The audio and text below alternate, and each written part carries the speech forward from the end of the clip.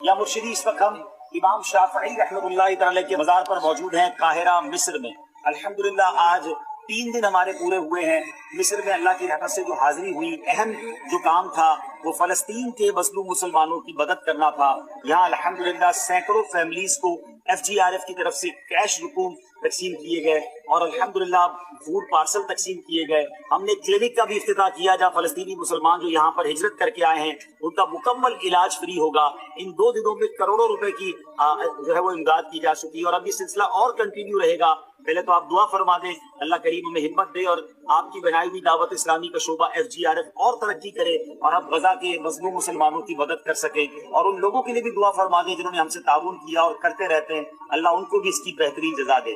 آج ہم نے الحمدللہ حضرت سکینہ رضی اللہ تعالیٰ عنہ، حضرت نفیسہ رضی اللہ تعالیٰ عنہ، حضرت رقیہ رضی اللہ تعالیٰ عنہ، پھر حضرت زینب رضی اللہ تعالیٰ عنہ جو خاندان اہل بیت کی عظیم خواتین ہیں ان کے مزارات پر حاضری دی، اور اب امام شافعی رضی اللہ عنہ کی مزار پر حاضری کے آئے ہیں۔ حضور آپ سے سوال یہ ہے کہ کچھ امام شافعی کی سیرت کے بارے میں بتائیں کہ یہ کیسی ہستی تھے۔ امام اعظم ابو حنیفہ اور امام شافعی رحمۃ اللہ تعالی کا کوئی باہمی تعلق کا اگر کوئی واقعہ ہو یا کوئی انداز ہو کہ سنا تھا کہ امام شافعی جو امام اعظم کے مزار پر جایا کرتے تھے، تو کیا اس سے یہ بھی سبق ملتا ہے کہ بزرگان دین کے مزار پر جانا یہ اولیاء کرام کا اور ہمارے اسلاف کا طریقہ ہے؟ ہمیں اپنی دعاؤں سے بھی نوازیے گا۔ صلو علی الحبیب صلی اللہ تعالی علی محمد۔ الحمدللہ عز و جل ہمارے ساتھ قافلے کے اسلامی بھائی ہیں، وہ سب بھی آپ کی بارگاہ میں سلام عرض کر رہے ہیں۔ السلام علیکم ورحمۃ اللہ وبرکاتہ۔ وعلیکم السلام ورحمۃ اللہ وبرکاتہ۔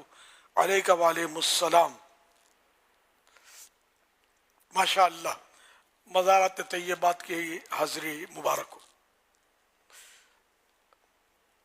اور اللہ پاک FGRF کو ترقی اور عروج عطا فرمائے۔ ماشاء اللہ، پیارے آقا صلی اللہ علیہ وسلم کی دکھیاری امت کی خدمت کے لیے یہ شعبہ دعوت اسلامی نے قائم کیا ہے، اور اس وقت غزہ اور فلسطین میں خاص کر یہ خدمت کے تعلق سے یہ کوششیں کر رہے ہیں۔ اللہ ان کی کوششوں کو برابر کرے اور قبول بھی فرمائے، اور جو اس میں حصہ لیتے ہیں جانی مالی اعتبار سے، اللہ پاک سب کو دونوں جہانوں کی بھلائیوں سے مالا مال کرے اور سب کو ماں باپ سمیت بے حساب بخشے، دنیا میں بھی ان کو ترقی اور عروج عطا فرمائے، روزی روزگار میں خیر و برکت دے، اپنے در کا محتاج رکھے، کسی غیر کا محتاج نہ کرے۔ امام شافعی رحمۃ اللہ علیہ کے مزار پر یہ حاضر ہیں اس وقت، یعنی کہ ویڈیو ہے، اس وقت جب انہوں نے یہ بیان دیا تو اس وقت تھے حاضر۔ تو ناصر الحدیث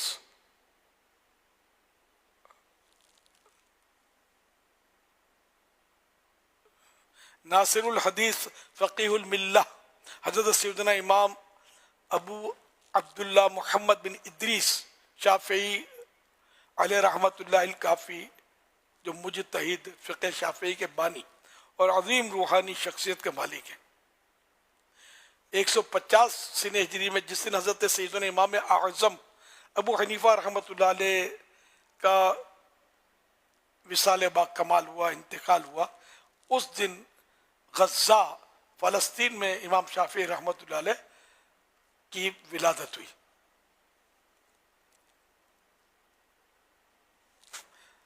امام شافعی رحمۃ اللہ علیہ کے دادا جان صحابی نبی تھے، انہی کی نسبت سے یہ ان کا نام تھا شافعی۔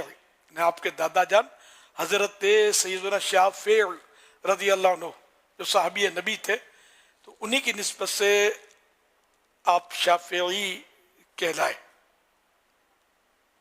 کم عمری میں ہی یتیم ہو گئے، لہذا پرورش اور تربیت امی جان نے فرمائی۔ شدید تنگ دستی کے باعث 3 بار آپ کو اپنا تمام مال علم حاصل کرنے کے لیے بیچنا پڑا۔ اتنے سنگین حالات کے باوجود آپ علم حاصل کرنے میں لگے رہے، اور علم حاصل کرنے کے لیے عرب کے دیہاتوں میں آپ نے 20 سال گزارے، اور وہاں کی زبانوں اور اشعار پر بھی عبور حاصل کیا۔ ایک مرتبہ خلیفہ ہارون رشید کے حکم سے امام شافعی رحمۃ اللہ علیہ کو 1000 دینار دیے گئے تو آپ نے قبول فرما لیے۔ خلیفہ نے اپنے خادم سراج سے فرمایا کہ ان کے پیچھے جاؤ اور دیکھو یہ کرتے کیا ہیں۔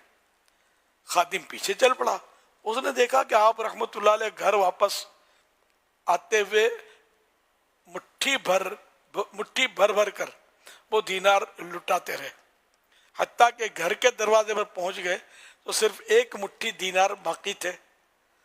وہ بھی آپ نے اپنے خادم کو دیتے ہوئے فرمایا کہ ان سے فائدہ اٹھاؤ۔ سراج نے آنکھوں دیکھا حال ہارون الرشید کو بتایا تو انہوں نے کہا کہ اسی وجہ سے ان کا دل بے نیاز اور پیٹھ مضبوط ہے۔ حوالہ حلیت الاولیاء جلد 9 صفحہ 139۔ تو امام شافعی رحمۃ اللہ علیہ کی سخاوتوں کے اور بھی واقعات ہیں۔ آپ بہت سخی تھے اور یہ مجتہد تھے، اور ہر مجتہد ولی ہوتا ہے۔ امام اعظم کا ہی غالباً قول ہے کہ اگر مجتہد ولی نہیں ہے تو پھر کوئی ولی نہیں ہے، ہاں غالباً ان کا ہے۔ تو خیر، تو یہ مطلب ولی اللہ تھے اور بڑے سخی تھے، اور سخاوت یہ اولیاء کرام کی صفات میں سے ایک صفت ہے کہ یہ سخی ہوتے ہیں، اور اتنے سخی کہ ان کی تو مطلب جیسے ابھی آپ نے دیکھا کہ کتنی رقم ان کو خطیر رقم تھی، 1000 دینار سونے کی اشرفی کو کہتے ہیں، وہ سونے کا ہوتا تھا سکہ، یہ 1000 تھے۔ گھر پہنچنے تک مٹھیاں بھر بھر کے لٹا دیا، گھر میں ایک بھی نہیں لے گئے۔ تو اچھا، پھر امام اعظم ابو حنیفہ رحمۃ اللہ علیہ کی وفات والے دن ہی ان کی ولادت ہوئی ہے، ابھی آپ نے سنا۔ تو امام اعظم ابو حنیفہ رحمۃ اللہ علیہ کی صحبت تو انہیں نہیں ملی، تاہم یہ امام ابو حنیفہ سے محبت بہت کرتے تھے، عقیدت مند تھے، اور خود فرماتے ہیں کہ جب بھی مجھے کوئی حاجت یا ضرورت پیش آتی تو میں امام ابو حنیفہ رحمۃ اللہ علیہ کا جو مزار شریف بغداد شریف میں اب بھی ہے، تو بغداد شریف میں آپ کے مزار پر حاضر ہوتا اور وہاں 2 رکعت نماز پڑھتا اور پھر وہاں دعا مانگتا تو میری حاجت پوری ہو جاتی۔ یہ واقعہ مختلف کتابوں میں لکھا ہوا ان کی سیرت میں۔ تو یوں ہمارے اکابرین بزرگان دین مزارات پر حاضریاں دیتے تھے، اور کوئی ان کے لیے یعنی کوئی ایسی اچنبے کی بات بھی نہیں ہے۔ قبرستان تو سبھی جاتے ہیں، کون نہیں جاتا؟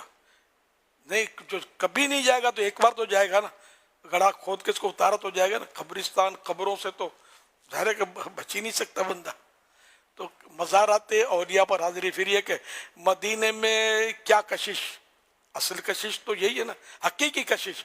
سرکار صلی اللہ علیہ وسلم کا مزار شریف ہے، اس مزار شریف کی زیارت کے لیے کون سی آنکھ نہیں ترستی ہے نا، کون سا دل بے قرار نہیں ہے۔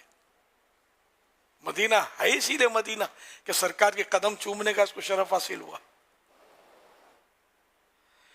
تو یوں مطلب یہ کہ مزار شریف کی حاضری ثواب کی نیت سے حاضری دی جائے اولیاء کرام کے مزارات پر تو فیوز و برکات بہت سارے حاصل ہوتے ہیں۔ تو حاضری دینی چاہیے، سعادت کی بات ہے کہ جو رحمتیں ان پر نازل ہوتی ہیں تو یہ ہم پر بھی نازل ہوگی۔ جیسے کہ حضرت سفیان بن عیینہ رحمۃ اللہ علیہ کا ارشاد ہے، عند ذکر الصالحین تنزل الرحمہ، کہ صالحین کا جہاں ذکر ہوتا ہے، نیک بندوں کا تذکرہ ہوتا ہے، وہاں اللہ کی رحمت نازل ہوتی ہے۔ تو یہ ان کا قول ہے۔ پھر اس کے تحت غالباً امام غزالی رحمۃ اللہ علیہ نے فرمایا یا کسی نے فرمایا، امام ذہبی رحمۃ اللہ علیہ نے فرمایا کہ جب ان کا تذکرہ ہو، ذکر خیر ہو تو اس پر رحمت نازل ہو۔ امام غزالی رحمۃ اللہ علیہ نے فرمایا کہ ان کا جب تذکرہ ہو، ذکر خیر ہو تو اس وقت رحمت نازل ہو، تو جہاں خود ان کا پورا وجود موجود ہو وہاں کیوں رحمت نازل نہیں ہوگی؟ تو جب یہ کہ ہم ان اہل اللہ کے مزار پر جائیں گے، ان کی خدمت میں حاضر ہوں گے اور یہ رحمتوں میں نہا رہے ہوں گے، تو کیا ہم پر کوئی چھینٹ نہیں پڑے گی اس کی؟ ہم پر بھی اس کے چھینٹے آئیں گے تو ہم بھی رحمتوں میں نہا لیں گے۔ تو یوں مطلب یہ کہ مزارت پر حاضری جو ہے، مزارت اولیاء پر حاضری جو ہے یہ بڑی مطلب بابرکت ہے۔ اچھا، اب یہ بعض لوگ اس طرح وسوسے کا شکار ہوتے ہیں اور دوسروں کو وسوسے ڈالتے ہیں کہ یہ پتہ کیسے چلے کہ یہ ولی کا مزار ہے۔ تو اب یہ کہ اگر یہ وسوسے پالیں گے اور یہ پتہ کیسے چلے کہ جس کو آپ باپ بولتے ہیں کہ یہ میرا ابو ہے، یہ آپ کے ابو ہیں، کیسے پتہ چلے؟ کوئی سب ہے نہیں، فارمولہ ہی نہیں ہے کوئی کہ پتہ چلے۔ بھائی لوگوں سے سن کر ہی آپ نے مانا نا کہ میرے ابو ہے، مانتے ہیں نا، یہی ہے نا۔ تو اب یہ کہ جس کو خلقت کہے کہ یہ ولی کا مزار ہے، یہ ولی تھے، یہ ولی تھے، تو وہ ولی ہے۔ یعنی ایک صورت یہ بھی ہے۔ تو اس لیے مطلب جو اولیاء کرام کے مزارات ہیں، مشہور ہوتے ہیں، تو ان پر وسوسے کرنا، پھر معاذ اللہ ان کے بارے میں باتیں بنانا، یہ خدا کی قسم سخت محرومی کی بات ہے۔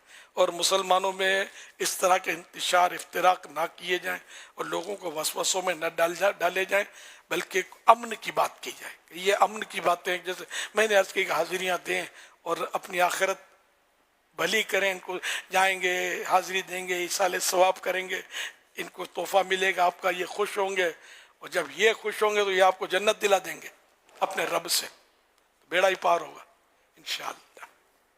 صلو علی الحبیب صلی اللہ علی محمد صلی اللہ علیہ